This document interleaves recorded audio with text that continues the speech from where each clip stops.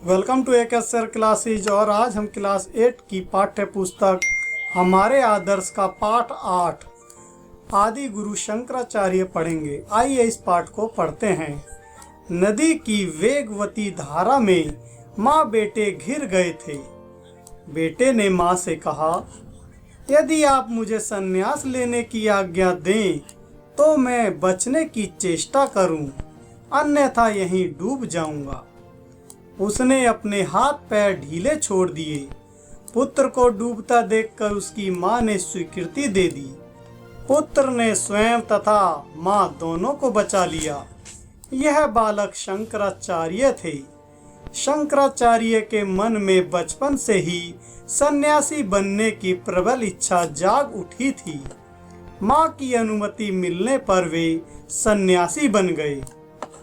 शंकराचार्य के बचपन का नाम शंकर था। इनका जन्म दक्षिण भारत के केरल प्रदेश में पूर्णा नदी के तट पर स्थित कांगड़ी ग्राम में आज से लगभग 1200 वर्ष पहले हुआ था।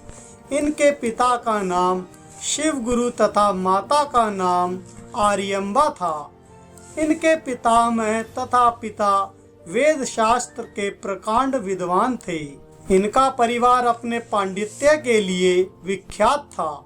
इनके बारे में ज्योतिषियों ने भविष्यवाणी की थी, आपका पुत्र महान विद्वान, यशस्वी तथा भाग्यशाली होगा। इसका यश पूरे विश्व में फैलेगा और इसका नाम अनंत काल तक अमर रहेगा। पिता शिव गुरु यह सुनकर बड़े प्रसन्न हुए। ये अपने माँ बाप की इकलौती संतान थे।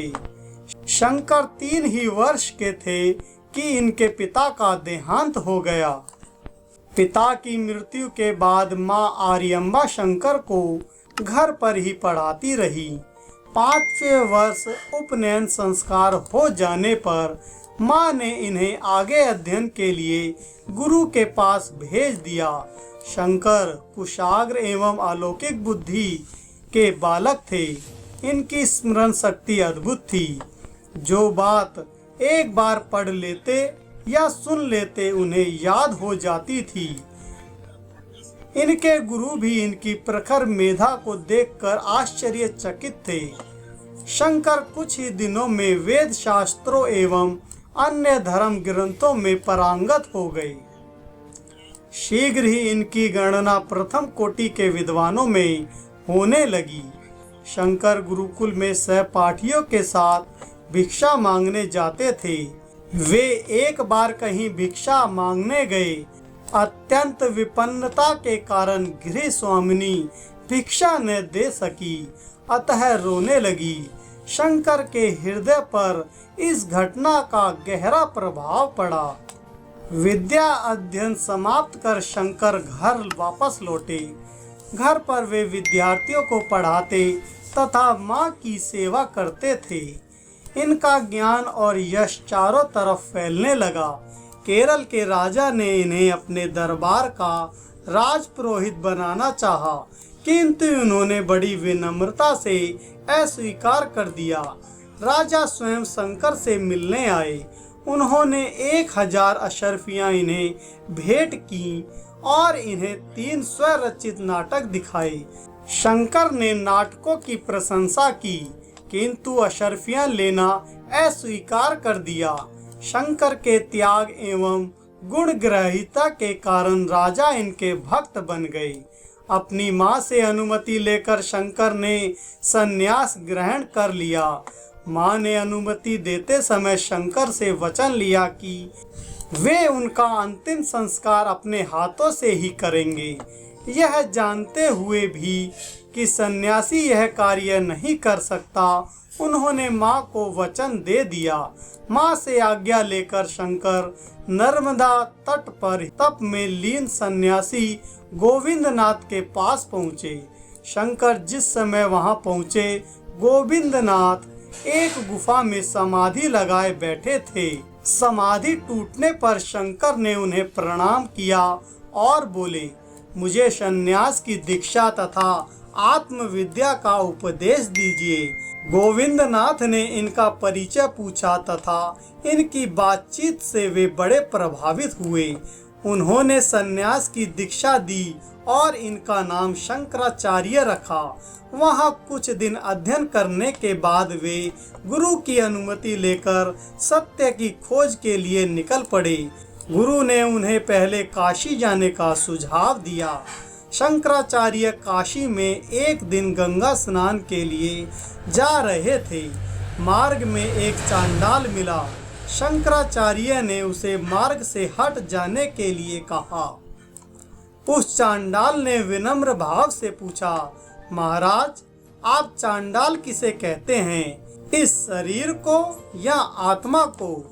यदि शरीर को तो वह नश्वर है और जैसा अन्न जल का आपका शरीर वैसा ही मेरा भी। यदि शरीर के भीतर की आत्मा को तो वह सबकी एक है, क्योंकि ब्रह्म एक है। शंकराचार्य को उसकी बातों से सत्य का ज्ञान हुआ और उन्होंने उसे धन्यवाद दिया। काशी में शंकराचार्य का वहाँ के प्रकांड विद्वान मंडन मिश्र से शास्त्रार्थ हुआ। यह शास्त्रार्थ कई दिन तक चला। मंडन मिश्र तथा उनकी पत्नी भारती का बारी बारी से इनमें शास्त्रार्थ हुआ। पहले शंकराचार्य भारती से हार गए, किंतु पुनः शास्त्रार्थ होने पर वे जीते। मंडन मिश्र तथा उनकी पत्नी शंकराचार्य के शिष्य बन गए। महान कर्मकांडी कुमारिल भट्ट से शास्त्रार्थ करने के लिए वे प्रयाग धाम गए। भट्ट बड़े बड़े विद्वानों को परास्त करने वाले दिग्विजयी विद्वान थे। सन्यासी शंकराचार्य विभिन्न स्थानों पर भ्रमण करते रहे। वे श्रृंगेरी में थे, तभी माता की बीमारी का समाचार मिला।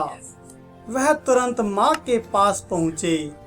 वह इन्हें देखकर बड़ी प्रसन्न हुई। कहते हैं कि इन्होंने माँ को भगवान विष्णु का दर्शन कराया और लोगों के विरोध करने पर भी माँ का दाह संस्कार किया। शंकराचार्य ने धर्म की स्थापना के लिए संपूर्ण भारत का भ्रमण किया। उन्होंने भग्न मंदिरों का जीर्णोद्धार कराया तथा नए मंदिरों की स्थापना की। लोगों को राष्ट्रीयता के एक सूत्र में पिरोने के लिए उन्होंने भारत के चारों कोनों पर 4 धामों मठों की स्थापना की। इनके नाम हैं श्री बद्रीनाथ, द्वारिकापुरी, जगन्नाथपुरी तथा श्री रामेश्वरम। ये चारों धाम आज भी विद्यमान हैं। इनकी शिक्षा का सार है, ब्रह्म सत्य है तथा जगत मिथ्या है। इसी मत का इन्होंने प्रचार किया। शंकराचार्य बड़े ही उज्जवल चरित्र के व्यक्ति थे। वे सच्चे सन्यासी थे तथा उन्होंने अनेक ग्रंथों की रचना की। इन्होंने भाष्य, स्तोत्र तथा प्रकरण ग्रंथ भी लिखे। इनका देहावसान मात्र 32 वर्ष की अवस्था में हो गया। इनका अंतिम उपदेश था, हे मानव, तू स्वयं को पहचान। स्वयं को पहचानने के बाद तू ईश्वर को पहचान जाएगा। तो यह थे महान तपस्वी आदि गुरु शंकराचार्य जी। तो आपको इनकी कहानी कैसी लगी और यह वीडियो आपको कैसा लगा, हमें कमेंट करके ज़रूर बताइएगा। और वीडियो देखने के लिए आपका बहुत बहुत धन्यवाद।